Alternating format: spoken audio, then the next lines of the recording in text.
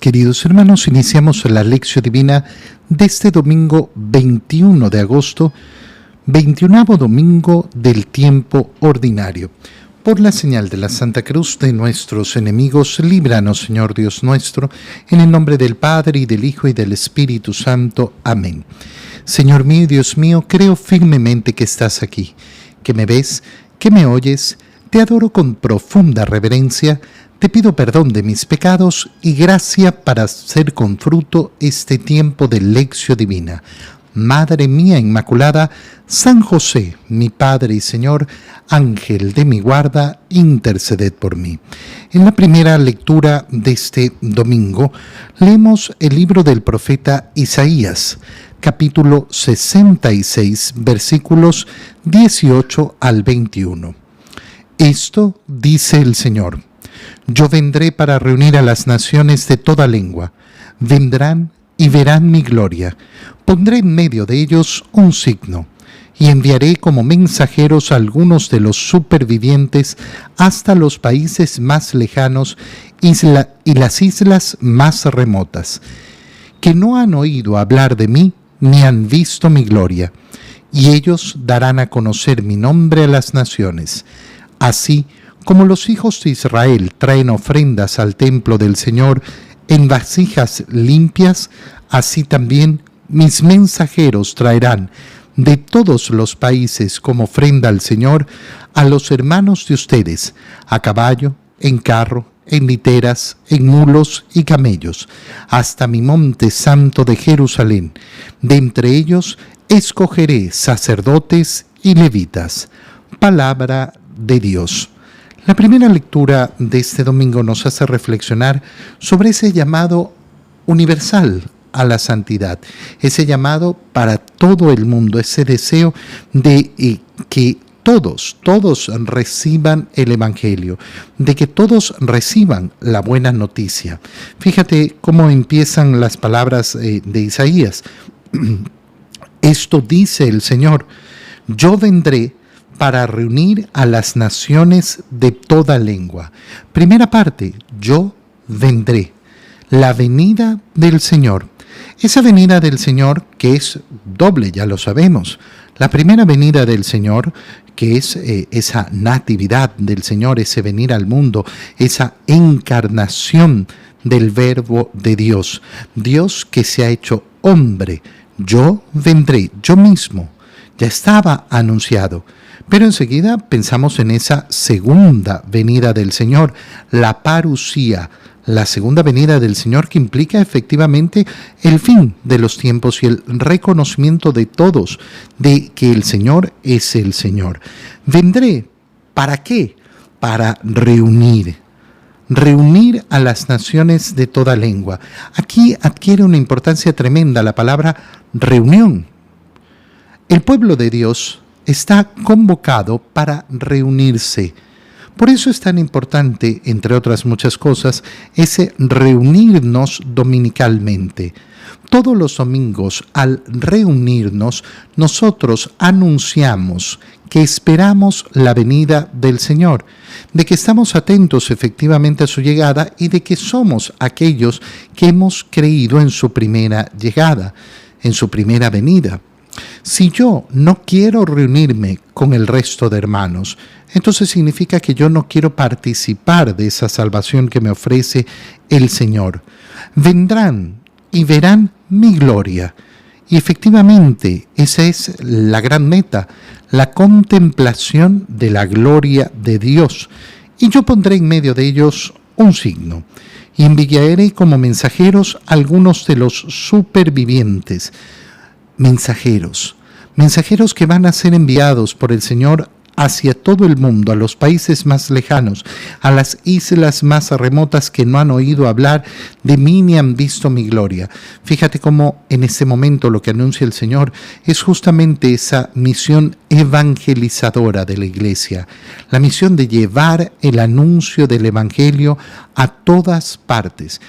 Misión en la cual tú y yo tenemos que sentirnos siempre partícipes y activamente partícipes. Yo, como bautizado, soy mensajero del Señor. Soy uno de los enviados del Señor. Ellos darán a conocer mi nombre a las naciones. Qué precioso sentirnos parte de ese grupo que se reúne en primer lugar para dar gloria a Dios, que se reúne en torno al Señor, y en segundo lugar, que va por el mundo anunciando el Evangelio a toda criatura. Así como los hijos de Israel traen ofrendas al templo en vasijas limpias, así también estos mensajeros, ¿qué van a traer? Van a traer de todos los países como ofrenda al Señor a los hermanos. Qué precioso ofrecerle al Señor mi trabajo evangelizador para que otros se acerquen a Él, para que otros reciban del Señor la purificación, para que efectivamente encuentren esa grandeza, ese amor que nos da y que nos brinda el Señor. Este es verdaderamente el sentido profundo de qué es lo que somos. Vendrán en caballo, en carro, en literas, en mulos, en camellos, y hasta el monte del Señor. ¿Para qué? Para poder escoger de entre ellos sacerdotes y levitas. Es decir, el sacerdocio en la nueva alianza va a ser un llamado a todas las naciones, ya no va a estar restringido. Y por eso, cuando contemplamos a los sacerdotes, ¿qué tenemos? Gente de todas las edades, de todas las tribus, de todas las lenguas, de todas las naciones. Pero además, tenemos que ese sacerdocio de Cristo es un sacerdocio común para todos los fieles. A todos aquellos que son bautizados, nos da la capacidad de poder ofrecer, hacer la ofrenda al Señor. En la segunda lectura, leemos la carta a los Hebreos, o continuamos, mejor dicho, la lectura de la carta a los Hebreos que estamos realizando los días domingo. Y leemos el capítulo 12, versículos 5 al 7 y 11 al 13. Hermanos, ¿ya se han olvidado ustedes de la exhortación que Dios les dirigió como a hijos, diciendo: Hijo mío, no desprecies la corrección del Señor, ni te desanimes cuando te reprenda, porque el Señor corrige a los que ama y da azotes a sus hijos predilectos? Soporten pues la corrección, porque Dios los trata como a hijos. ¿Y qué padre hay que no corrija a sus hijos? Es cierto que de momento ninguna corrección nos causa alegría, sino más bien tristeza, pero después produce en los que la recibieron frutos de paz y de santidad. Por eso, robustezcan sus manos cansadas y sus rodillas vacilantes.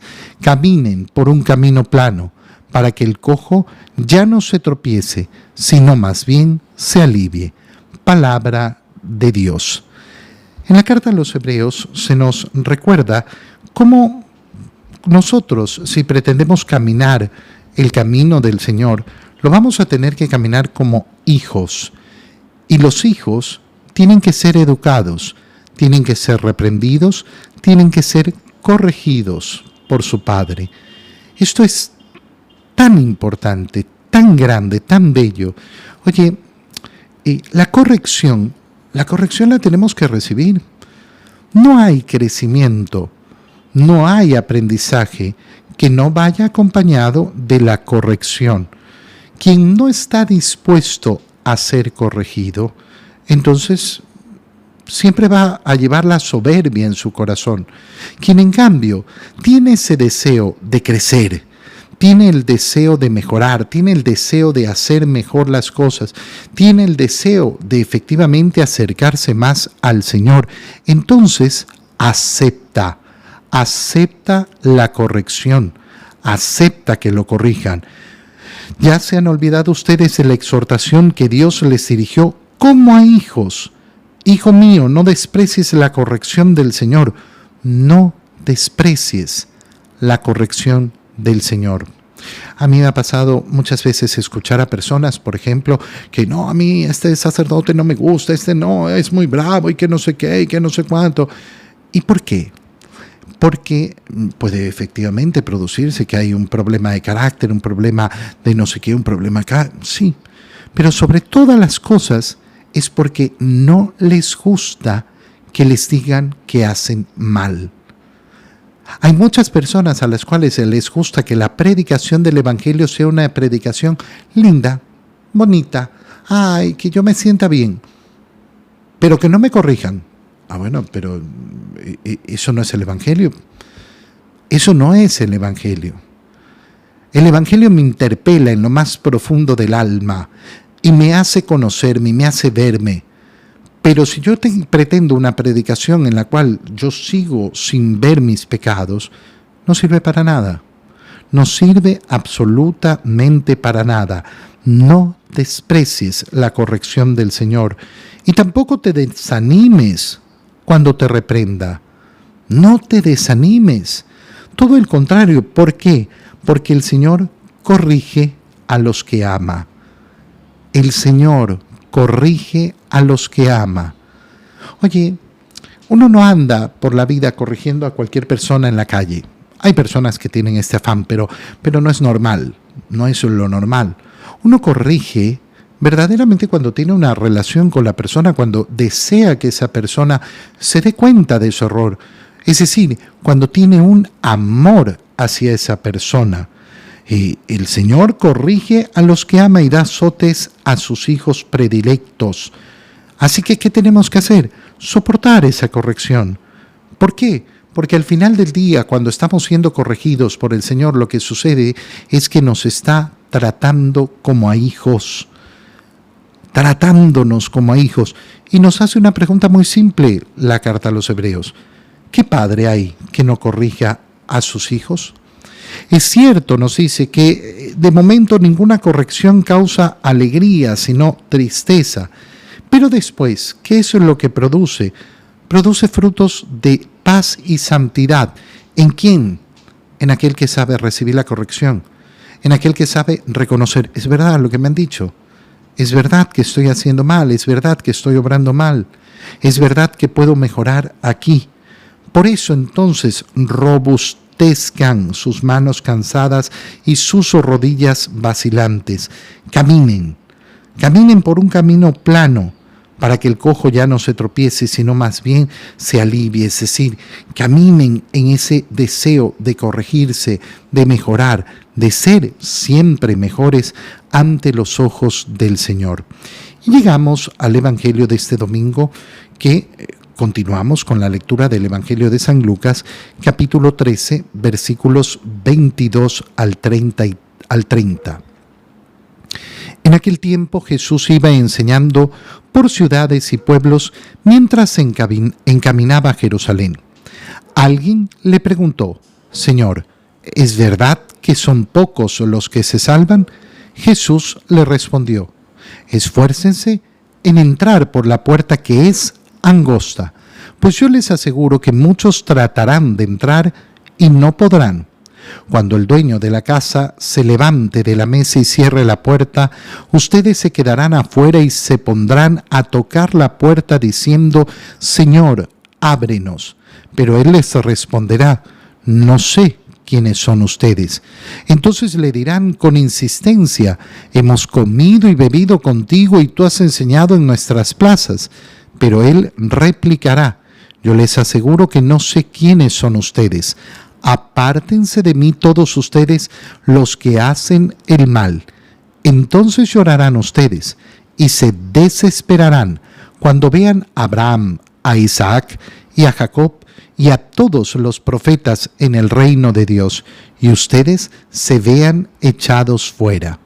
Vendrán muchos del oriente y del poniente, del norte y del sur, y participarán en el banquete del reino de Dios. Pues los que ahora son los últimos serán los primeros, y los que ahora son los primeros serán los últimos. Palabra del Señor. Las palabras del Evangelio son palabras que entran perfectamente en la línea que hemos visto en las lecturas. En la primera lectura del profeta Isaías se nos ha hablado de esa apertura. Se va a buscar a todos. El mensaje del Evangelio, ¿para quién es? Para todos. Dios, ¿a quién quiere reunir? A todos los hombres, a todas sus criaturas, a todos los seres humanos. En la segunda lectura se nos ha hablado en la carta a los Hebreos de esa necesidad de aceptar la corrección y de recibirla como verdaderos hijos, porque aquel que no quiere corregirse, aquel que no quiere cambiar, bueno, no va a esforzarse para entrar en el reino de los cielos. Y justamente esa es la idea de la cual se habla en el Evangelio. Mientras Jesús iba enseñando por las ciudades y pueblos, ya se encaminaba a Jerusalén, alguien le preguntó: Señor, ¿es verdad que son pocos los que se salvan? El Señor no contesta si son muchos o pocos. El Señor lo que contesta es: hay que esforzarse. Este no es un camino fácil, pero lo que sí contesta es: no todos entran. Y esto es importante.